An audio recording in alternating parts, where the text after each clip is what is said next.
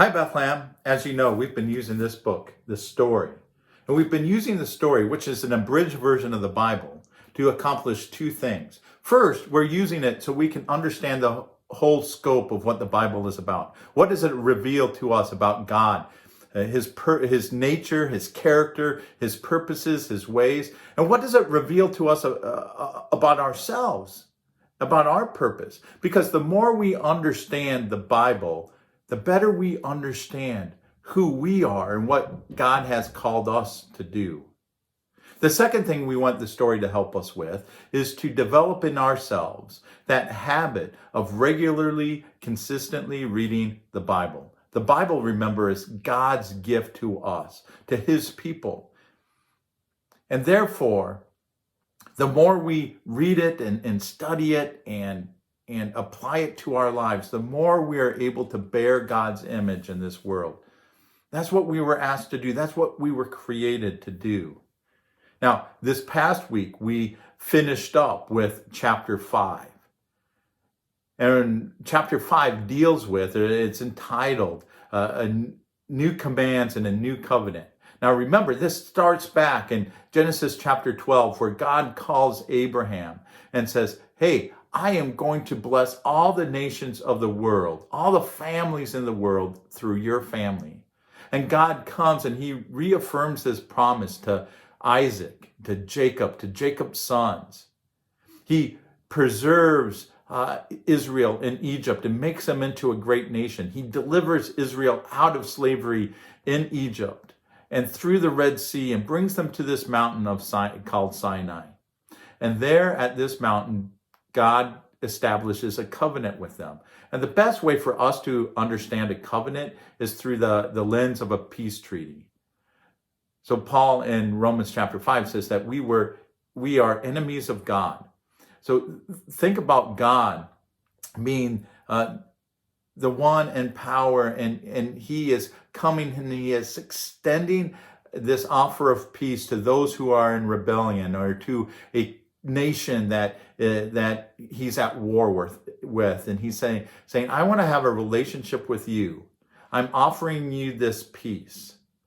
And when it comes to a covenant, there's three basic parts. There's the parties involved, there's the terms, and then there's the oath, the swearing of the oath.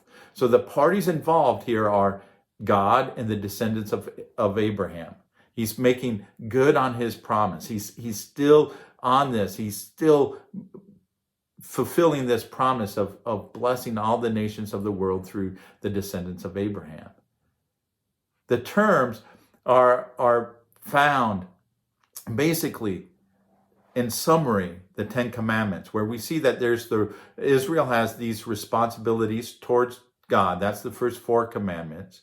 And then towards one another. Those are the last 6 commandments.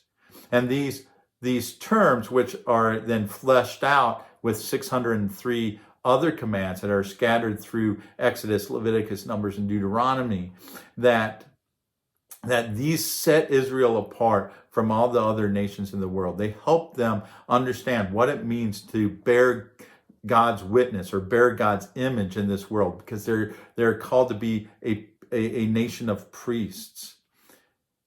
And after they've heard the terms, Israel has this choice. Are they going to accept it or are they not?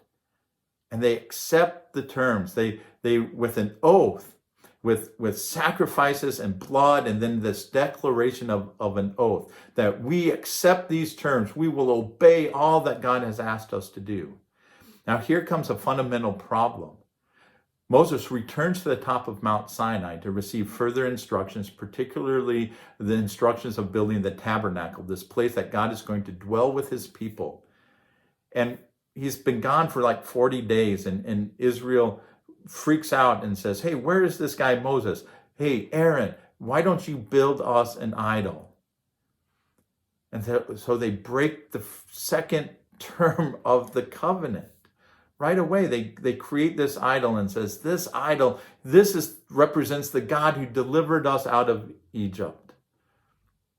So what is God to do? Well, he provides them with a way to atone for their sin, to bring them back into covenant relationship with him. So our big idea here is God establishes a covenant with Israel so that they can bear his image in this world. God establishes a covenant with Israel so they can bear his image in the world. And the same is true with us. God establishes a covenant with us through Jesus so that we can bear God's image, that we can be his image bearers in the world. And our challenge is to go ahead and read chapter 6 of the story. And as you pray, ask God this question: how can we live as your people? How can we live as God's people in this world? Hey, thank you for joining me today, Bethlehem. I hope you're enjoying the story. Keep on reading. If you have any questions, let me know. Have a wonderful week, and I'll see you on Sunday. God bless.